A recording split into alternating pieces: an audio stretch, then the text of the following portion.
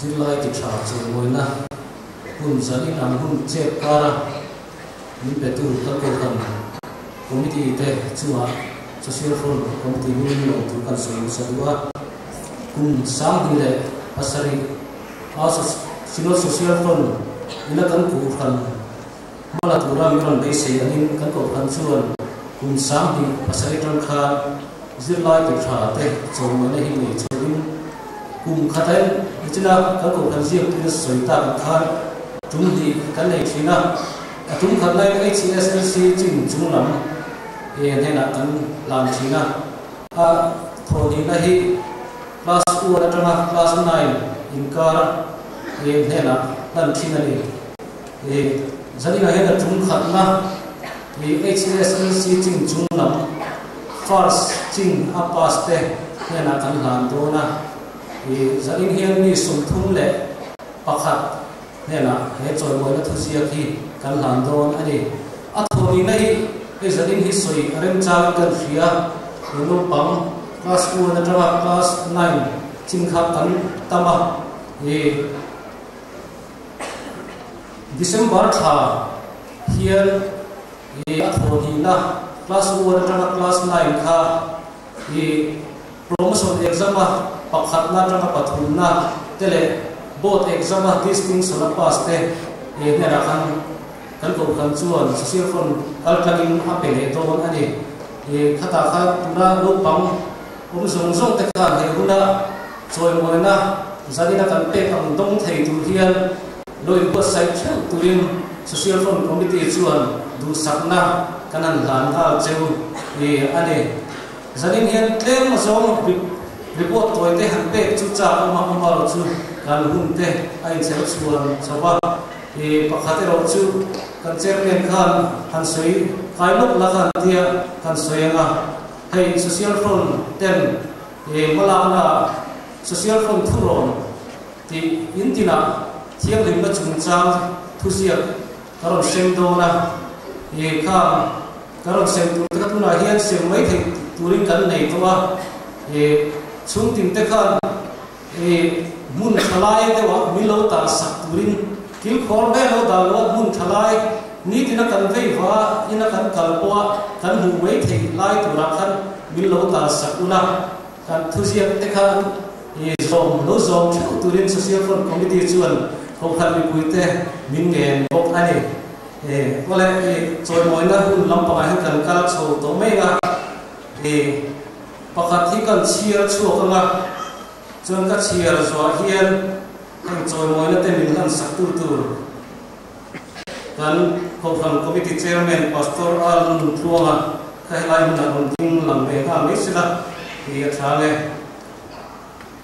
Mizoram Presbyterian Conference, Presbyterian Church of India, on South Aizol, Mizoram, Choi Moina, Hue Hen Ning, Tenen Han Chiang Ha Mela, Hichu, Lorem Ruatara, Te, Paming, Lamhoi, Te, Kum Sam Hiksom, HSLC examination, first division, Parsi, Kan Long Pui Jet, Ario Napia, Patian Long Puinan. Mitran kai enton tla use turin sakna kan hana che yenia agoya hian kan ko kan committee chairman pastor alan tuala le kan ko kan committee secretary upa dr are kan moi kan ning an sai ani chuan heng an ning kan lam chung hian nu le pa han kal pui kan om chuan andu le pa te khalo ting turin kan song wa social fund committee chu andu le pa te choi moi cha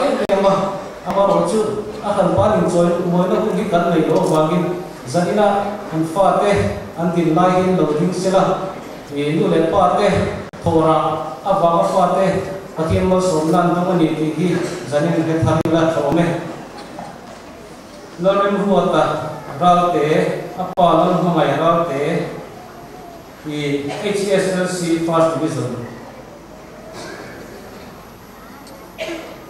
Marina orang ngai saki apa beno buat ki male HSLC first division.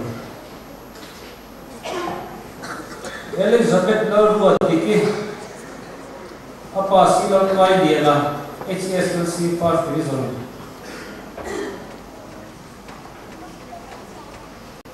Si Lord buat fela apa sikap thanga HSLC first division. Lord pe kini apa BK thanga HSLC first division. Lord Suala apa SI Tantuanga HSLC first division. Hilma Lord Omi apa PC Mama HSLC first division. George Franklin Moya apa Lord Suailofa HSLC first division. Silorin Moi apa si valor fuaya HSLC First Division.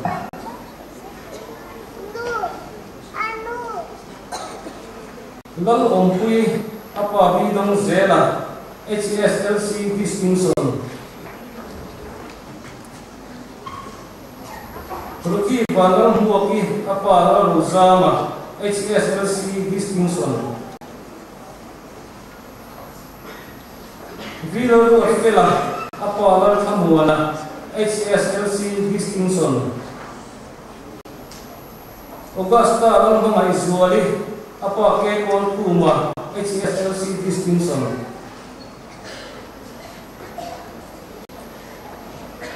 Valor Fuai apa Angdai Lova HSLC Distinction.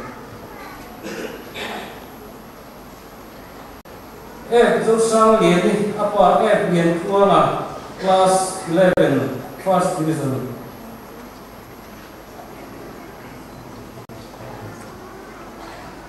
Lavin Diki apa Lalun Haka HSLC First Division. Lak Sakti.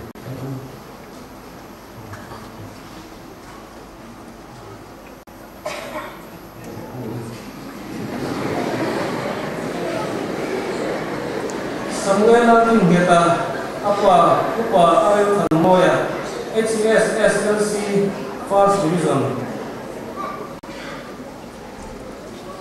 Kesi Larin Sangi apa Kesi Larin Moya HSLC First Division.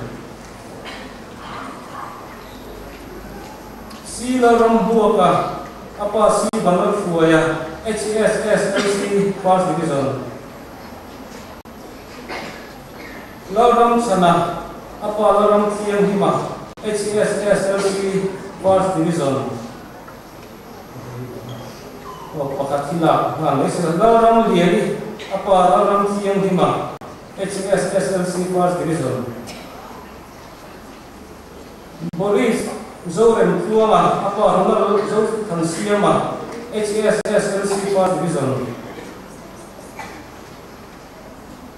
Michelle Larin Zuali apa Lalchan Himapal Tu HSLC First Division. Lalchan Sama apa Songkhan Tuama HSLC First Division.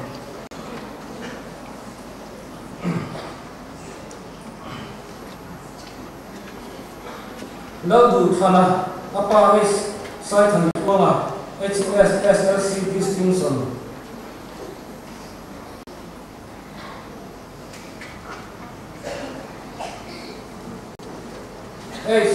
Laro Sama apa World Sonale B8 First. Zai Moy Tau Song apa Laltan Siama Tau Song Bcom First.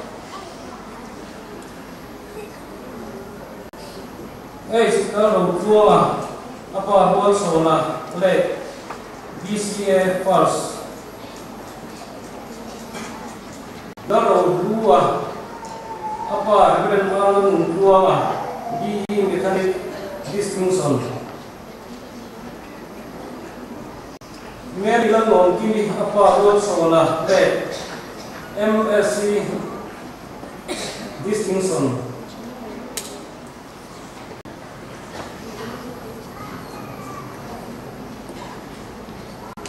Laro Moya apa World Solar le MPhil First.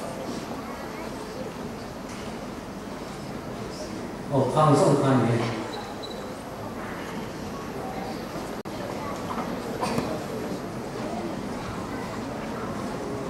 Zilai chate, nung kui sewa, yung suami dan zubili ng mang di kakong panik heli. Ito yung Israel, hinang yung sakna, yung baksawi. Katiyan pagkakla, mga sak, yung sumrenga. Tangwalo sang yan na. Yan pagkakala sa kuwi ng suami.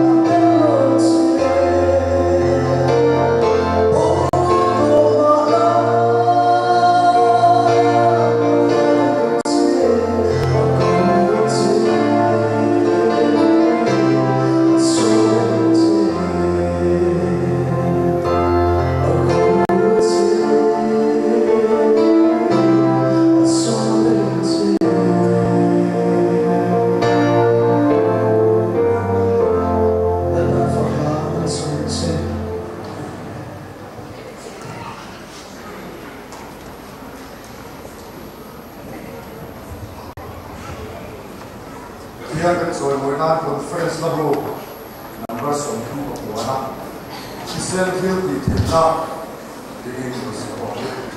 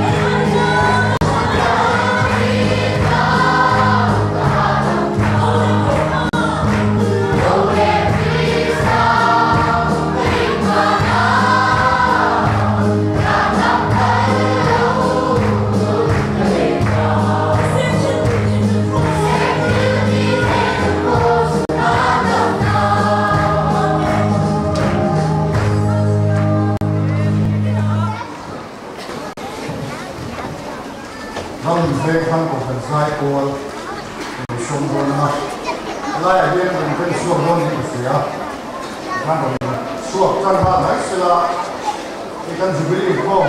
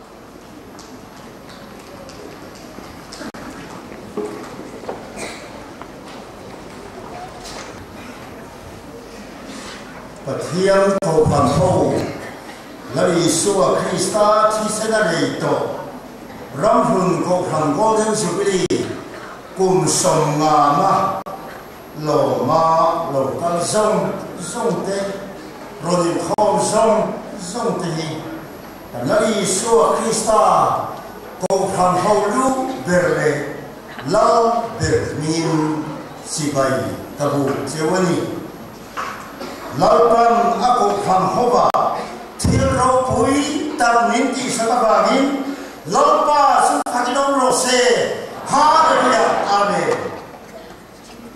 Hehi lalpa ibuat sonia Henia hiam kan himin kan loma Lalpan malsom sewin Benzer siurose Lalpan amen sung insuman tir sila Kumai zer seurok se Lalpan ilam lo hoi sila tham quan mất về sầu rộng xe amen và thiên thủ ngay cả suy nào ila Psalm number za som hile paruna